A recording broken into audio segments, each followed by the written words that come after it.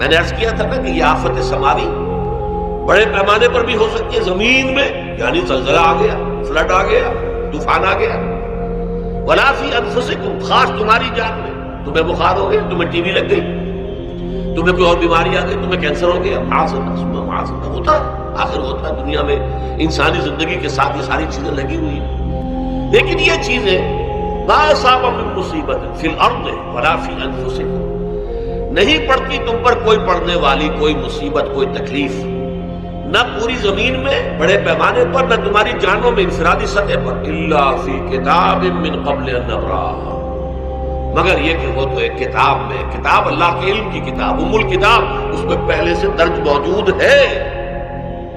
یہ الٹ اپ نہیں ہو گیا، یہ اچانک نہیں ہو گیا۔ آپ اچانک سمجھتے ہیں کہ صاحب میں تو جا رہا تھا، اچانک ٹرک نے آ کے مجھے دھکا مار دیا۔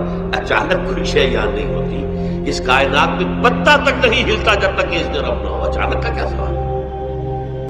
تو در حقیقت جو ہوتا ہے وہ اللہ تعالیٰ کے علم میں پہلے سے ہے، علم کامل، ما کان و ما یکون، جو کچھ ہوا جو کچھ ہوگا، مستقبل، ماضی، کل کا کل، آنے واحد میں اللہ کے علم میں موجود ہے۔ لہذا یہاں اچانک کچھ نہیں ہوتا، جو بھی آیا ہے اللہ کے علم سے آیا، اور یہ پہلے سے اللہ کے علم کے اندر موجود تھا، لکھا ہوا تھا، الا فی کتاب من قبل ان نبرأھا ان ذلک علی اللہ یسیر۔ یہ تمہیں تو مشکل نظر آئے گا لیکن اللہ پر بڑا آسان ہے، اللہ کا علم کامل۔